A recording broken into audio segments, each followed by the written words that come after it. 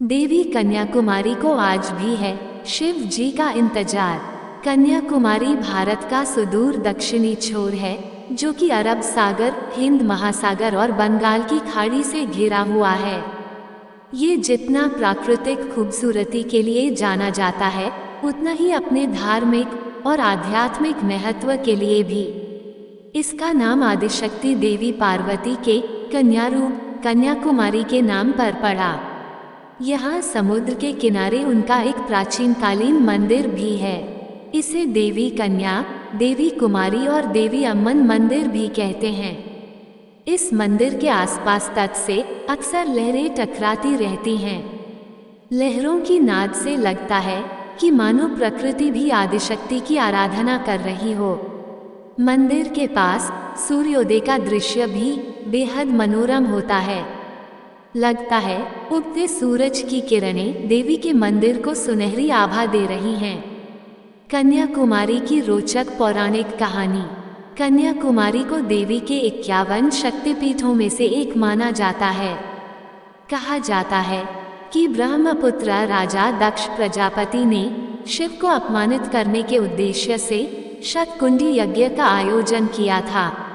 इसमें सती बिना निमंत्रण के पहुंची। उन्होंने जब अपने पति शिव का अपमान होते हुए देखा तो क्रोध में आकर यज्ञशाला में अपने प्राणों की आहुति दे दी। सती की मृत्यु के बाद क्रोधित शिव उनका शव लेकर धरती पर घूमने लगे। भगवान भोलेनाथ का क्रोध शांत करने के लिए देवतागण भगवान विष्णु के पास पहुँचे। विष्णु ने सोचा कि जब तक देवी सती का शरीर शिव के सामने रहेगा तब तक उनका क्रोध शांत नहीं होगा। इसलिए नारायण ने सुदर्शन चक्र चलाकर माता सती के शरीर के टुकड़े टुकड़े कर दिए। सती का अंग जहाँ जहाँ पर गिरा वहाँ शक्तिपीठ बन गए। मान्यता है कि कन्याकुमारी में उनकी रीढ़ और कुंडलिनी गिरी थी। अध्यात्म में कुंडलिनी का खास महत्व है, जो रीढ़ की हड्डी से होकर ही गुजरती है। यही कारण है कि यह जगह अध्यात्म की दृष्टि से काफी महत्वपूर्ण मानी जाती है। कन्याकुमारी में तीनों सागरों के संगम त्रिवेणी के किनारे बना है देवी कन्याकुमारी का भव्य मंदिर। कहा जाता है कि पत्थरों से निर्मित यह मंदिर 3000 साल पुराना है। इसे महर्षि परशुराम के आदेश पर देवताओं के वास्तुशिल्पकार विश्वकर्मा ने बनाया था। इस मंदिर से तमाम किंवदंतियां भी जुड़ी हैं। कहा जाता है कि असुरराज महाबली के पौत्र बानासुर ने भगवान शिव की घोर तपस्या की थी। शिव ने प्रसन्न होकर वर मांगने को कहा तो बानासुर ने कहा कि उसे कुमारी कन्या के अतिरिक्त कोई न मार सके। शिव से वरदान पाने के बाद बानासुर का आतंक चारों तरफ फैल गया। देवता और ऋषि त्राहिमाम करने लगे। सब लोग भगवान विष्णु से सहायता मांगने के लिए पहुँचे। विष्णु ने उन्हें आदिशक्ति की आराधना करने को कहा। आराधना से प्रसन्न होकर देवी संसार को बचाने के लिए कुमारी कन्या का अवतार लेने को तैयार हो गईं। लेकिन कुमारी कन्या के अवतरित होने के बाद भी देवी का शिव के प्रति प्रेम और भक्ति कम नहीं हुआ। उन्होंने शिव से विवाह करने के लिए घनघोर तपस्या की। शिव भी प्रसन्न होकर उनसे विवाह के लिए राजी हो गए। भगवान शिव विवाह के तय कार्यक्रम के अनुसार कैलाश से बारात लेकर चल दिए। बारात कन्याकुमारी से लगभग 12 किलोमीटर दूर शुचिंद्रम गांव में ठहरी। उधर कन्याकुमारी का विवाह होते देख देवतागण परेशान हो गए कि अब बानासुर का वध कैसे होगा। पहले तो उन्होंने देवी को समझाने की कोशिश की, लेकिन जब बात नहीं बनी तो छल का सहारा लिया गया। विवाह का समय ब्रह्म मुहूर्त रखा गया था, लेकिन देवर्षि नारद ने आधी रात को ही मुर्गे का रूप लेकर बांग दे दी।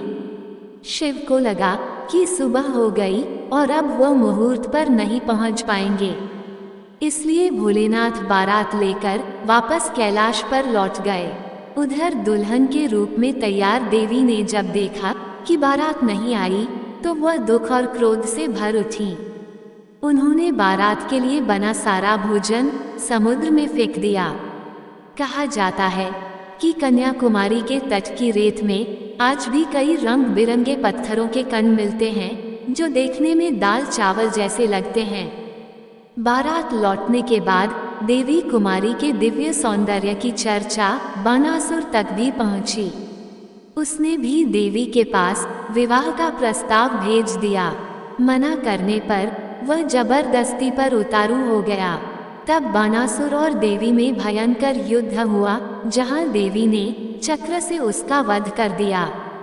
बानासुर वध के बाद परशुराम और देवर्षि नारद ने देवी से कलियुग के आखिर तक उसी जगह पर रहकर आसुरी शक्तियों से लड़ने की प्रार्थना की, जिसे उन्होंने स्वीकार कर लिया। उसके बाद परशुराम ने समुद्र तट पर एक विशाल मंदिर की स्थापना की, जहां कन्या रूप में देवी को प्रतिस्थापित किया गया। मंदिर में देवी की काले पत्थर की प्रतिमा है, जिनके दाएं हाथ में एक माला है। मानो 16 श्रृंगार में देवी आज भी शिव के आने का इंतजार कर रही हूँ। देवी ने समुद्र के भीतर उभरी जिस शिला पर शिव की तपस्या की थी, उसे अब विवेकानंद रॉक के नाम से जाना जाता है। आज भी इस शिला पर देवी के चरण देखे जा सकते हैं, जिसे तमिल में श्रीपद पराई कहते हैं। अपनी अमेरिका यात्रा से पहले विवेकानंद ने इसी शिला पर लगातार 3 दिन तक ध्यान किया था, जिसके बाद ही उन्हें शिकागो जाने की प्रेरणा मिली। कन्याकुमारी मंदिर का उल्लेख रामायण और महाभारत जैसे ग्रंथों से लेकर पुराणों और उपनिषदों में भी मिलता है। कन्याकुमारी मंदिर दक्षिण भारतीय वास्तुशैली में बना है। चारों दिशाओं में 4 द्वार हैं। गर्भगृह में देवी की प्रतिमा है। देवी की नथ में हीरा जड़ा है, जो दीपक के प्रकाश से सजे गर्भगृह में दूर से नजर आता है। कहा जाता है कि यह मणि है जिसे नागराज ने अपरती किया था। ऐतिहासिक साक्ष्यों की माने तो मंदिर का निर्माण पांड्य काल में हुआ था। विजयनगर, चोल, चेरी और नायक राजवंशों ने समय समय पर इसकी खूबसूरती बढ़ाई। मंदिर समुद्र तट से कुछ ऊंचाई पर है और इसके चारों ओर लगभग 18-20 फुट की दीवार है। 18वीं सदी में कन्याकुमारी का इलाका राजा मार्तंड वर्मा के राज्य त्रावणकोर का हिस्सा बन गया। उसकी राजधानी पद्मनाभपुरम यानी मौजूदा तिरुवनंतपुरम थी। लंबे समय तक त्रावणकोर का हिस्सा रहने के चलते आज भी यहाँ के मुख्य पुजारियों में केरल के नंबूदरीपाद ब्राह्मणों का वर्चस्व है। मंदिर के काले पत्थर के खंभों पर बारीक और पेचीदा नक्काशी है। मंदिर परिसर में देवी के अलावा गणेश, सूर्यदेव, अयप्पा स्वामी, काल भैरव, विजय सुंदरी और बाला सुंदरी आदि देवी देवताओं के भी गुंबजनुमा मंदिर हैं। मंदिर परिसर में एक कुआं है, जिसे मूल गंगा तीर्थम के नाम से जानते हैं। यहीं से देवी के अभिषेक के लिए जल लाया जाता है। मंदिर का एक बड़ा आकर्षण नवरात्रि मंडपम है, जो खूबसूरत नक्काशी वाले 16 खंभों पर टिका है।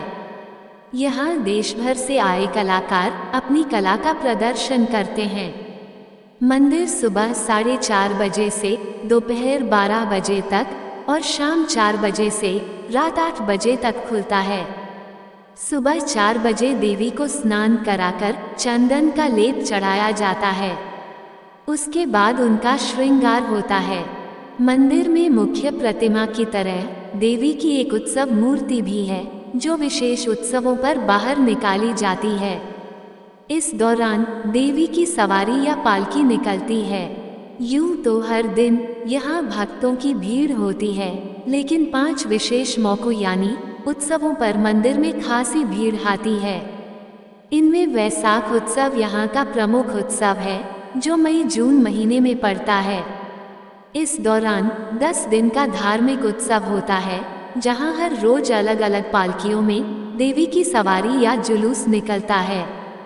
इसके अलावा नवरात्रि, चित्र पूर्णिमा, जुलाई महीने की कार्तिका नक्षत्र में पड़ने वाला 12 दिनों का कलाभम उत्सव भी अहम है। शारदीय नवरात्रि और दशहरा के दौरान लगातार 10 दिनों तक अलग अलग पालकियों में देवी की सवारी निकलती है। इनमें शेर, हाथी, घोड़े, कामधेनु, मोर, हिरण, तोते आदि के आकार में पालकियां हैं, जिन्हें वाहन नाम दिया जाता है।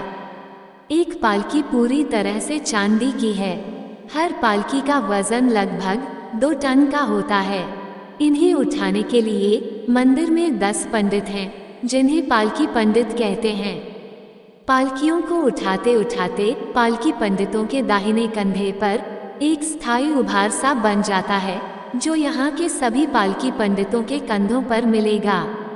नवरात्रि के बाद 10वें दिन दशहरे के रोज देवी की सवारी घोड़ी की पालकी पर सवार मंदिर से 5 किमी दूर महादानपुरम नामक गांव में जाती है, जहां उन्होंने बानासुर का वध किया था।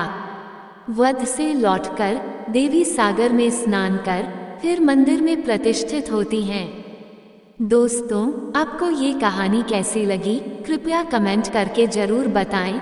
वीडियो पसंद आया हो तो लाइक करें और ऐसी ही और भी बहुत सारी कहानियों को सुनने के लिए चैनल को सब्सक्राइब जरूर करें। धन्यवाद। सब्सक्राइब टू ज्ञान विद गर्विता, कहानियों का ज्ञान सागर।